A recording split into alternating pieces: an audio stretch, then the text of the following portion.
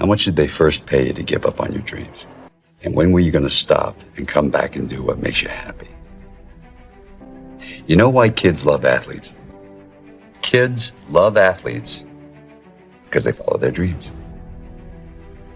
I see guys who work at the same company for their entire lives. They clock in, they clock out, and they never have a moment of happiness. You have an opportunity. Money's not everything. It's really not. And money can't make you happy. Money don't make you happy. I know a lot of miserable people with money. It's not money that makes you happy. It don't. It don't make you happy, but it'll park you right in front of Happy's house. And you can at least see if the stay there. I recommend money. I highly recommend it. And anybody that told you that money different about money is because they don't have none. But you got to quit listening to people that ain't got money tell you about money. Money the root of all evil and all that shit. You do evil stuff with money, but if you're a good person, you can do good stuff with money. You know, people say that money changes people. It really doesn't. You know what I learned about money? Money don't change people. Money allows you to be more of who you really are. See, if you're a kind person, when you get a lot of money, you become a kinder person. If you're an when you get a lot of money, you become a big hole. Money, it allows you to amplify whoever you really are. That's why when you see rich people acting like it's because they always been one. They always been a hole. They just had the money to flex on to show it to you. That's all it is. But you let their get some money, they finna show your something. And that's it. If you see a person that's cool with money, it's because they always been cool. That's what I recommend money, but it's all right. I'm gonna do this real quick. I was gonna show you a real simple thing I figured out a long time ago. Before I go today, I'm gonna share it with you. I'm gonna show you the simple way to become a millionaire. People ask me all the time, what does it take to be happy? And I always tell them it's really simple. One word, progress. Progress equals happiness. If you keep growing, you're going to feel alive. And if you keep growing, you're going to have more to give. It doesn't matter how many statues, Oscars they give you, or Emmys, or how much money you have in the bank. We've all seen people have all those things, and I get the phone call because they're depressed, or somebody commits suicide in that area. It's really an inner game, and I think that's what's missing for us today. Everybody's focusing on the outside world, and hell, there's a lot of things in the outside world you'll never be able to control. You can influence, but you can't control it. This, your mind, your emotions, your body, you have 100% control over what you do with these things, and that's where the game is won. Win the inner game, then you win the outer game. But a lot of people spent their life trying to win the outer game, they won, and they're miserable. You can't push yourself forward if all you're thinking about is the doubts and the negative things that people are saying, because you're relying more on their ideas and their dreams of you instead of you relying on your own dreams and ideas of yourself.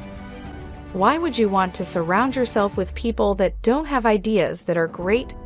Why would you want to surround yourself? Because of a number you know, a lot of people tend to wonder, oh, how many friends they have, and how many people in their corner. I have 1 million followers. I have tens and thousands and thousands and thousands of people that support me. How many of those people do you actually know? Do you realize the power that you have right now? Even the people that don't like you, they are drawn to you, they see you. But they don't see your greatness. They don't see what you truly have inside. This is a rebirth. Life has a way of pushing our dreams down. They can become buried under discouragement, buried under past mistakes. There are dreams buried under divorce, buried under low self-esteem. It's easy to settle for mediocrity even though we have all this potential buried on the inside. All of us have things that we're believing for, something that we want to accomplish. Deep down, we know it's a part of our destiny. We can feel it so strongly.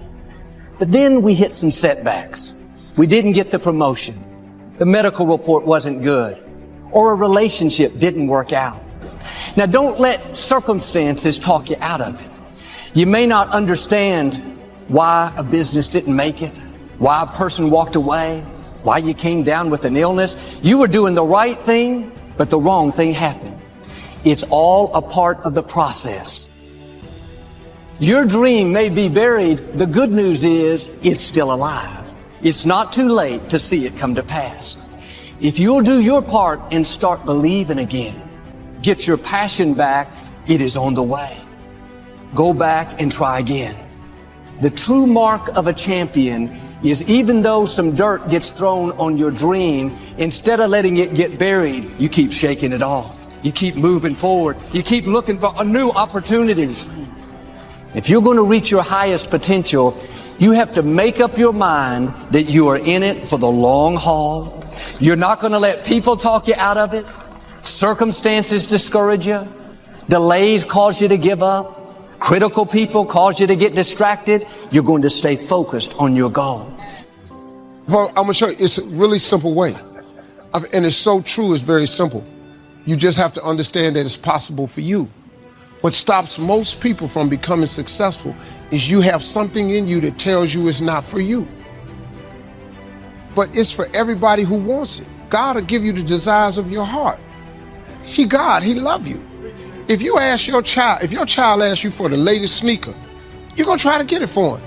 If he at the school trying to make a field trip, you're going to try to send him. If he need a computer for a class, you're going to try to get this computer for your child. Because he your child. Well, we all got the same Heavenly Father. We His children. When you ask Him for something, you don't think He want to give it to you? But you have not because you ask not. Most people don't even ask God for the right stuff. Keep wasting God's time with all these little bitty requests. You're talking to God. Why you keep going to God with this little stuff? Lord, help me make my rent. Don't He always? Why don't you ask for a mortgage? You're talking to God, man.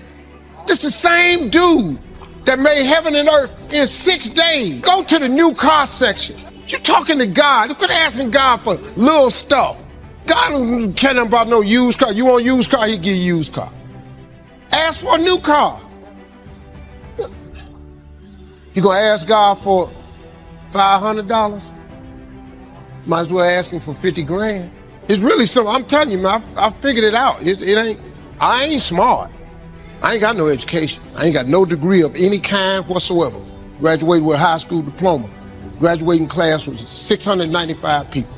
I graduated 690. You know, when you do the thing that you're born to do, there's nothing else you could have done. There's nothing else I could have possibly done.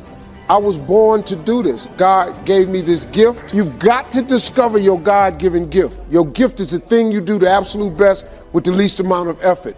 As soon as you discover that, your life changes.